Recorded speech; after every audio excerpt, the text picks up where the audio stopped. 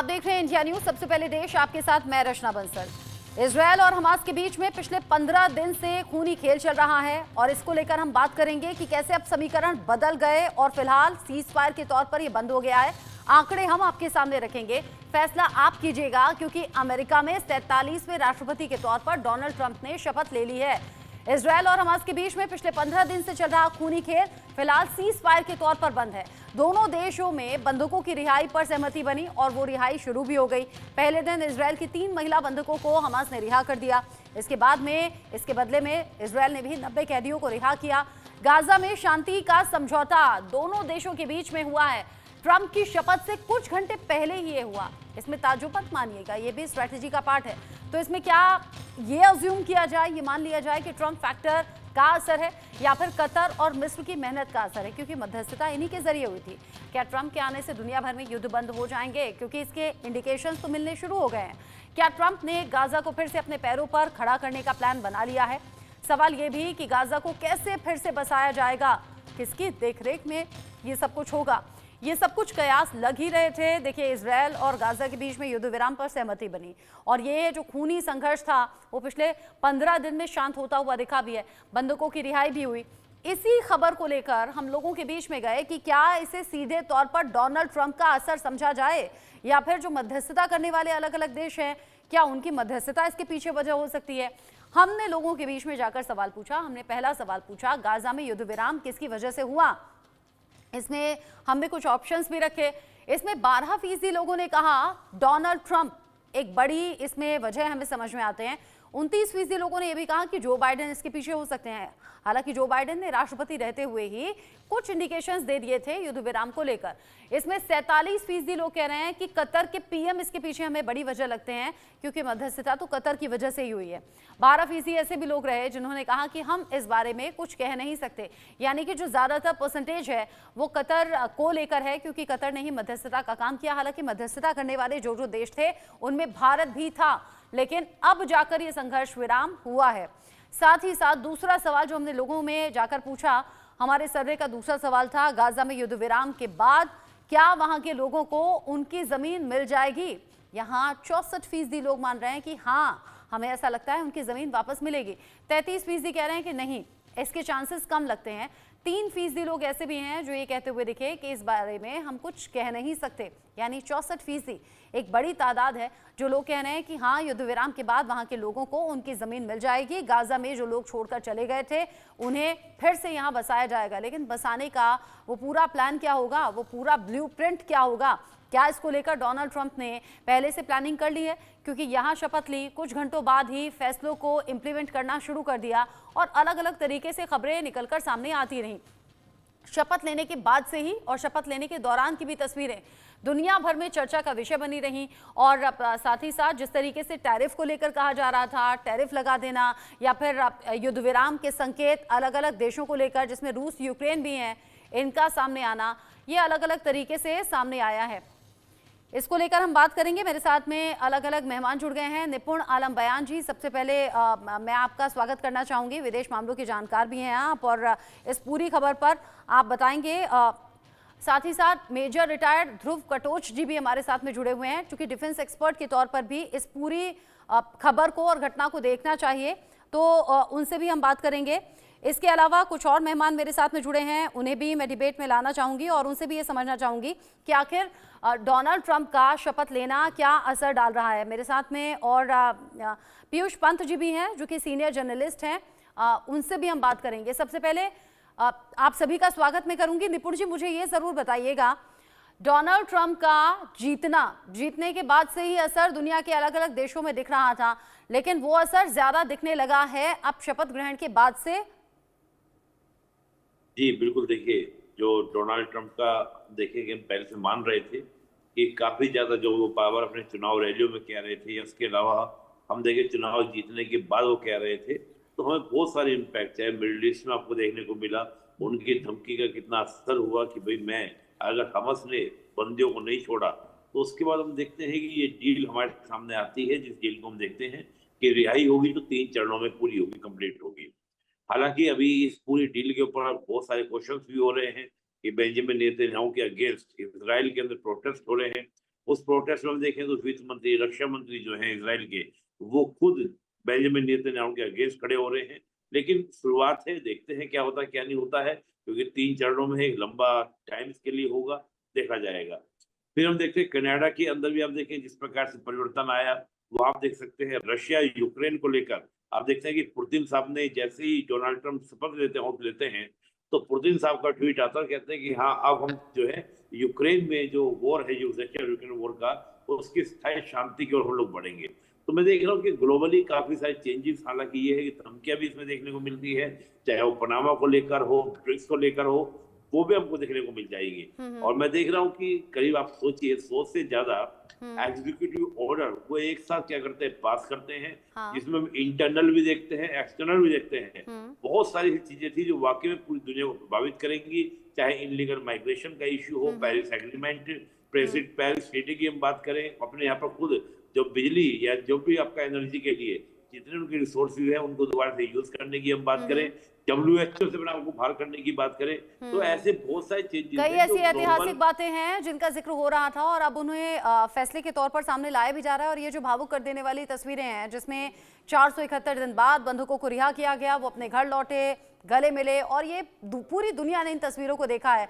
और मैं माफी चाहूंगी ध्रुव कटोच जी, मैंने आपको मेजर कहा था, मेजर जनरल रिटायर्ड हैं आप, ध्रुव कटोच जी।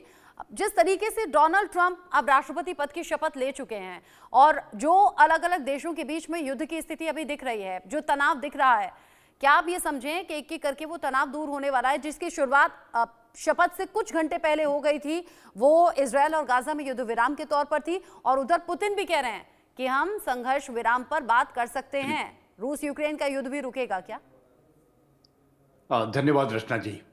देखिए, मुझे तो कोई शक नहीं है कि ये जो दो बड़े लंबे अरसे से ये युद्ध जो चल रहे थे, एक रूस और यूक्रेन के बीच में और दूसरा इजराइल और हमास के साथ, ये दोनों समाप्त हो जाएंगे। सीज फायर इस समय पर इजराइल और हमास के साथ हो चुका है। ये बड़ा टेन्यूअस सा सीज फायर है। अभी अभी तक आगे कह नहीं सकते कि क्या होने वाला है, लेकिन मुझे लगता है ये होल्ड हो जाएगा, क्योंकि इस समय पर दबाव डाला है प्रेसिडेंट ट्रंप ने दोनों इजराइल के ऊपर और हमास के ऊपर भी। तो कई लोग बोलते हैं कि किसने ये सीज फायर कराया वगैरह वगैरह। बात ये थी, किसी ने भी कराया हो, अगर ट्रंप प्रेसिडेंट नहीं बनता तो शायद ये सीज फायर इस प्रकार का नहीं होता। तो एक कैटलिस्ट के तौर पे प्रेसिडेंट ट्रंप ने जब अपना अनाउंसमेंट किया था कि या तो आप सीज फायर पे आओ, या और ये जो बंधक आपने बनाया है इनको वापस कर दीजिए, नहीं तो जो नतीजा होगा वो बहुत बुरा होगा आपके लिए। ये धमकी मुझे लगता है हमास के ऊपर, उनको पता लग गया है कि आगे क्या होने वाला है, वो मान गए। और एक तरफ से इजराइल के ऊपर भी दबाव पड़ा है और इजराइल भी मान गई है। कई, जहाँ तक इजराइल की बात है, इजराइल के बीच में कई जैसे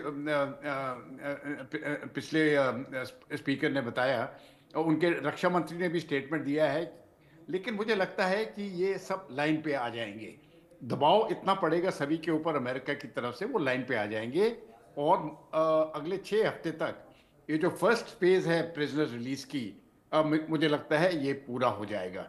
इस समय पर जो गाजा के लोग हैं जो अलग अलग जगह पर रह रहे थे, क्योंकि सीज फायर लागू नहीं था, अभी उन्होंने भी धीरे धीरे वापस आना शुरू कर दिया है।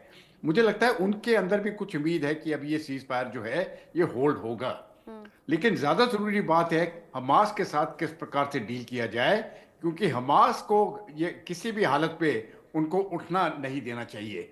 ये एक टेररिस्ट ऑर्गेनाइजेशन है और इसको टेररिस्ट ऑर्गेनाइजेशन की तरह ही डील करना चाहिए। लेकिन आगे वाले दिनों में पता लग जाएगा कि हमास में सरकार जो बनती है वो गाजा में जो सरकार बनती है वो हमास की होगी या किसी और की होगी, वो आगे वाले दिनों में देखना पड़ेगा। लेकिन जहां तक नहीं नहीं, मैं सिर्फ रूस जी, और यूक्रेन जी, की जी, एक दो शब्द कहना चाहता हूं। जी, जी, देखिए, जहां तक रूस और यूक्रेन की बात है, यहाँ पर एक सीज फायर आने वाला है, बहुत जल्दी किया जाएगा। लेकिन अल्टीमेटली जो अग्रीमेंट बनेगा वो एज इज वेर इज है, कि जो जमीन रूस ने ली है, मुझे नहीं लगता है वो किसी भी हालत में वो जमीन वापस देगा। तो एक तरह से वो नया स्टेटस को बन गया है, नक्शे नई तरह से ड्रॉ हो गए हैं, और यहां पर मुझे लगता है रूस एक्सेप्ट कर लेगा और यूक्रेन को मजबूरन होके एक्सेप्ट करना पड़ेगा। उसके पास पैसा नहीं है लड़ने के लिए, यूरोपियन यूनियन के पास भी नहीं है, और अमेरिका मुझे नहीं लगता है वो इस लड़ाई के लिए फाइनेंशियल सपोर्ट अभी देने वाला है। तो ये है मेरे विचार। हाँ जी। जिस तरीके से, बिल्कुल ठीक कहा आपने। और डोनाल्ड ट्रंप की तरफ से साफ भी कर दिया गया पीयूष जी, जब ये बताया गया शपथ ग्रहण के बाद कि क्या क्या प्रायोरिटी रहेगा, तो ये भी बता दिया कि जो अलग अलग देशों में जंग के हालात है ना, वहां अमेरिकी सेना नहीं जाने वाली है। अमेरिका अब अपनी रक्षाओं की, अपनी सीमाओं की रक्षा करने वाली है।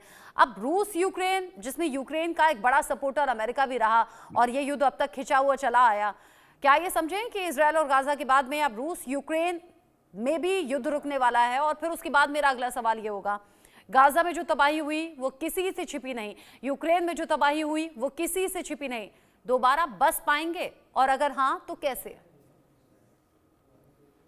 देखिए रचना जी, ये उम्मीद हमें रखनी चाहिए, क्योंकि जिस तरह से ये सीज फायर हुआ है इसराइल और हमास के बीच में, और इसमें बहुत से लोगों की भूमिका है, किसी एक की नहीं है।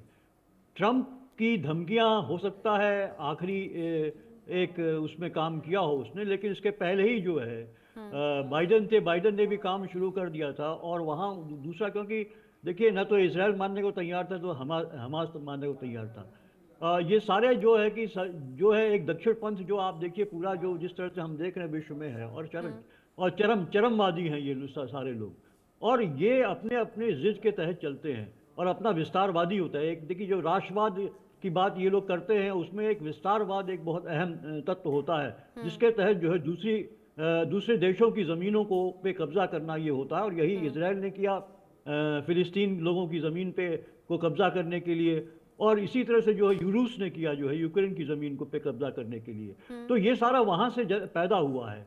अब लेकिन चूंकि इतनी ज़्यादा कैजुअलिटीज हुई, इतनी बर्बादी हुई है, और उसमें जो भी, चाहे वो यूक्रेन हो और रूस हो, और चाहे कि इसराइल और हमास हो, वो ये अब इनको ये रियलाइजेशन हो गया है कि बहुत ज़्यादा ही जो है बर्बादी हो रही है इसमें। और इसीलिए देखिए इसमें इसराइल, जहाँ तक सवाल था, तो इसराइल के लिए चूंकि अमेरिका जो पहले इसराइल को सपोर्ट कर रहा था पूरी तरीके से, लेकिन अमेरिकन इकोनॉमी बुरी तरह से बर्बादी की तरफ जा रही है पूरी तरीके से। और ये जो बाइडन ने ये इस चीज़ को देख रहे थे, लोकल दबाव था। आपको याद होगा कि किस तरह से वहाँ पे यूनिवर्सिटीज़ में लोग जो स्टूडेंट्स थे उन्होंने बहुत ज़्यादा प्रोटेस्ट किया इसको लेके, युद्ध को लेके। और तो तमाम उस तरह का एक पब्लिक ओपिनियन अमेरिका में पैदा हुआ। और उसके बाद जब और उधर जो है कि चूंकि अब हमास सुनने को तैयार नहीं था, तो निश्चित रूप से कोई भी इस्लामिक कंट्री ही कोई डायलॉग कर सकती थी, उनको सीज फायर के टेबल पे ला सकती थी। तो वहाँ पे जो है कि इजिप्ट ने और कतार ने ये काम किया, और उन्होंने काफ़ी कुछ जो बातचीत करी वहाँ पे, और नेगोशिएशन को एक बहुत मतलब कहा जा सकता है कि एक करीब करीब निकट पे लाने के लिए उनकी एक अहम भूमिका है, जिसे नकारा नहीं जा सकता है। तो उन्होंने हमास को तैयार किया, और इधर जो है कि जो बाइडन भी काम कर रहे थे, दूसरा जो है दूसरी कंट्रीज, अफ्रीका हो, चाहे अफ्रीका ने भी काफ़ी कंडेम किया, यूरोप भी काफ़ी कंडेम करता रहा इसराइल को। तो इसराइल की थू हो रही थी उसमें। नेतन्याहू जो है वो जिद्दी आदमी थे, वो पूरी तरीके से। तो ये सारे प्रेशर जो बन रहे थे, उसमें आखिरी कील जो है वो कह सकते हैं कि ट्रंप ने गाड़ी, और उन्होंने जो है दिसंबर के शुरू में ही एक धमकी दे दी थी कि अगर आप नहीं माने तो इसके नतीजे, और उन्होंने जो है कि हमास को भी चेतावनी दी थी कि होंगे। उसके बाद उन्होंने दिसंबर के लास्ट में भी कहा, और उसके बाद जनवरी के शुरू में भी उन्होंने, जब वो जीत गए तो उसके बाद उन्होंने इस तरह की बातें कही। तो निश्चित रूप से हमने देखा कि चूंकि पुतिन भी उनके अच्छे दोस्त हैं, और उन्होंने वहाँ पे भी जो है कि ये कोशिश करी और एक बातचीत करी, और जिसका परिणाम हुआ कि वहाँ पे भी हम रूस और यूक्रेन का भी जो है, मुझे लगता है कहीं ना कहीं जो है कि स्थितियाँ उस तरह की नहीं हैं, लेकिन बहुत बर्बादी झेली है दोनों ही कंट्रीज ने, चाहे हमास हो, इसराइल हो, या उधर यूक्रेन हो, रूस हो। देखिए सबसे बड़ी बात हम दोनों तरफ देख सकते हैं कि इसराइल समझता था कि वो एक तरफा युद्ध कर लेगा और जीत जाएगा, और ये पुतिन भी समझते थे कि 10-12 दिन में वो निपटा देंगे। लेकिन ऐसा नहीं हुआ। इधर हमास ने बहुत टक्कर दी, बहुत बर्बादी हुई, इसराइल में भी बर्बादी हुई जो इसराइल सोच नहीं सकता था। और उधर जो है आपके यूक्रेन ने तो मतलब दांत खट्टे कर दिए रूस के। तो ये तमाम चीजें थी जिसके चलते हुए, और एक जो दुनिया भर में एक ओपिनियन जो बन रहा था इसके खिलाफ बन रहा था, और अमेरिका का काम हो गया था, उसने अपने हथियार सप्लाई कर दिए थे वहां पे जो उसको करना था पूरा। कई अब चीजें वो- ऐसी रही जो अनएक्सपेक्टेडली सामने आई और अब ऐसा लग रहा है कि एक एक करके शायद जो उलझी हुई चीजें थी वो अब सुलझने की तरफ आगे बढ़ेंगी। आप रहिए मेरे साथ में, आप तीनों ही रहिए। कुछ और सवाल हैं जो लोगों से हमने पूछे हैं और उन सवालों के जवाब भी हम दर्शकों तक पहुंचाएंगे। हमने पूछा कि गाजा से हमास को आखिर इजरायल खत्म क्यों नहीं कर पाया, आईडीएफ की रणनीति फेल कैसे हो गई, क्योंकि आईडीएफ तो बड़ी परखी हुई और बड़ी अच्छी सेना कही जाती है, फिर कैसे वो मात खा गई। इसमें हमने कुछ ऑप्शंस रखे जिसमें लोगों ने जवाब दिया, कहा कि सुरंगों में छिपे हुए हमास लड़ाके थे, वो 22% के करीब थे, इसलिए भी मात खा गए, इसलिए भी उनका खात्मा नहीं हो पाया। आम लोगों में घुल मिल गया था हमास, ये एक सबसे बड़ी वजह थी। और इसमें हमने देखा भी कि कैसे महिलाओं, बच्चों, बुजुर्गों और आम लोगों की जाने गई। 46,000 से ऊपर ये आंकड़ा है, यानी लोगों में घुल मिल जाना ये भी हमास के लिए फायदा कर गया। 35% लोगों ने कहा कि हमले के लिए पूरी तरह से हमलों के लिए तैयार था हमास, यानी कि अगर उन पर अटैक होगा तो काउंटर अटैक कैसे करना है, कैसे खुद को डिफेंड करना है, ये सब तैयारियां हमास की थी और इसीलिए हमास को पूरी तरह से इजरायल खत्म नहीं कर पाया गाजा से। चौथा सवाल जो हमने पूछा कि गाजा का पुनर्निर्माण मिस्र, कतर और संयुक्त राष्ट्र की देखरेख में होगा, लेकिन गाजा को चलाएगा कौन, जिसका जिक्र अभी हमारे मेहमान कर भी रहे थे। इसमें 18% लोगों ने कहा कि हमास हमें लगता है कि यहाँ पर शायद चलाएगा, लेकिन 26% ये कह रहे हैं कि फिलिस्तीन प्राधिकरण ऐसा हो सकता है कि शायद यहाँ पर नेतृत्व करे। 42% लोग कह रहे हैं कतर की मध्यस्थता से ही युद्ध विराम हुआ है, तो कतर से अस्थायी प्रशासन होगा जो पूरी तरह से गाजा को चलाएगा। यहाँ 14% लोग ऐसे भी रहे जो ये कहने लगे कि हम इस बारे में कुछ कह नहीं सकते।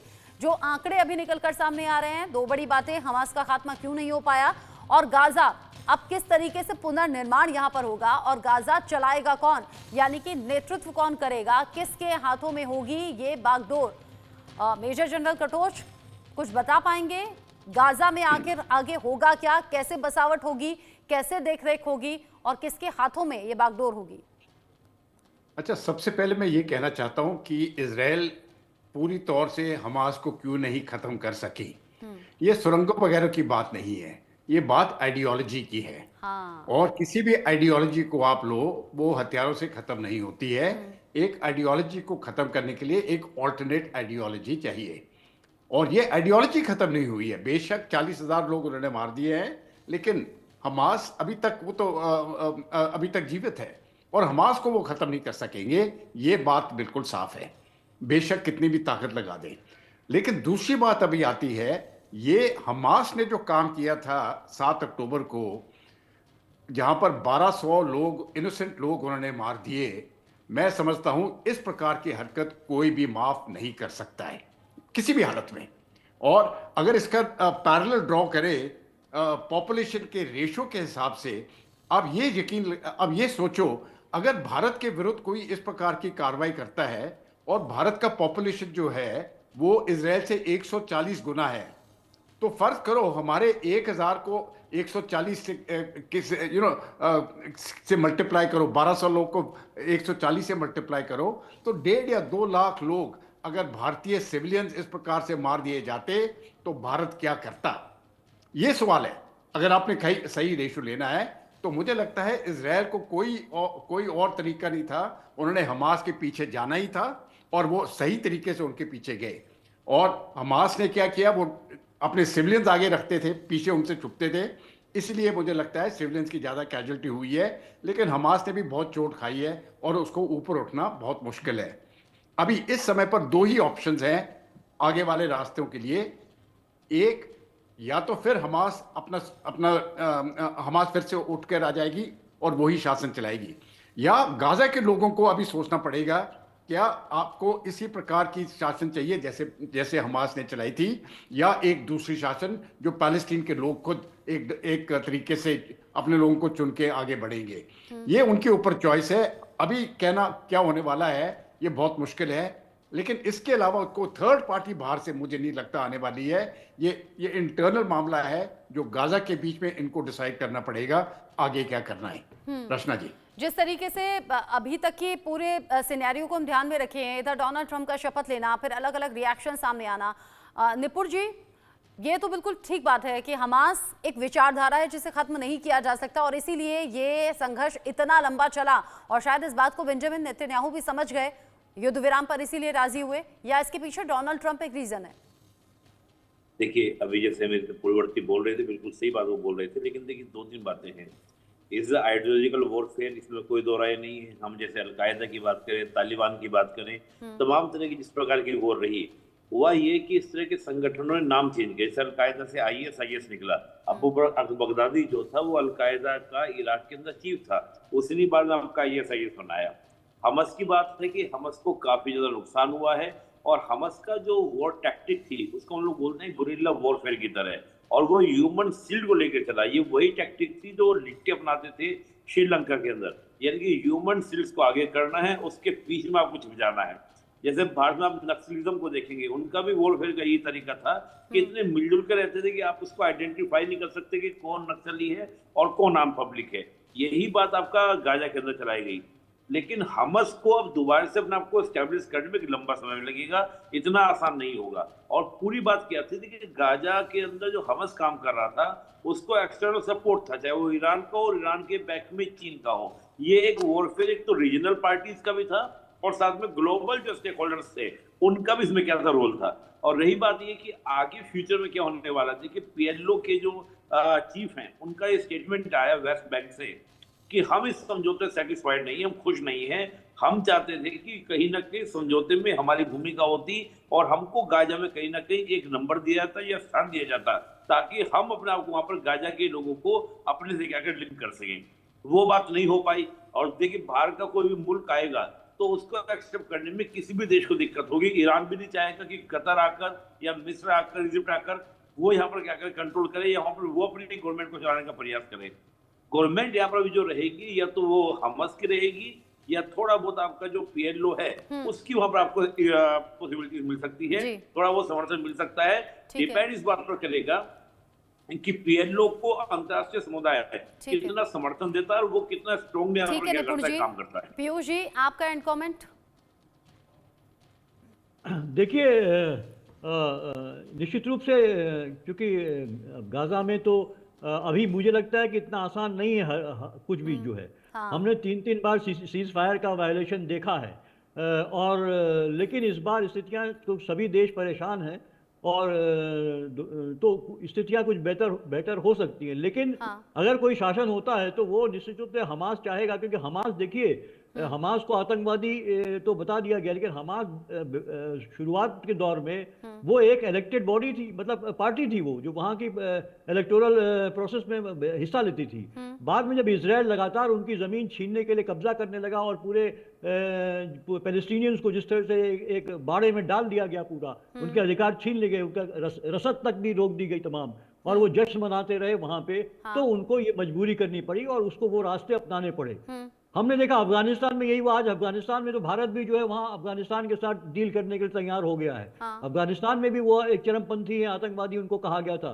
तो लोगों की लड़ाई लड़ते हैं, जब नॉर्मल वे में नहीं सुनवाई होती है तो फिर ये एक्सट्रीम रास्ता अपनाते हैं अपना। तो मुझे लगता है हमास चाहेगा कि वही वहाँ पे जो भी करे तो सरकार चलाए, लेकिन उसके लिए अभी चूंकि थोड़ा सा बदनामी है, संभव नहीं होगा, तो इसलिए PLO भी उसमें बड़ी भूमिका हो सकती है वहाँ पे।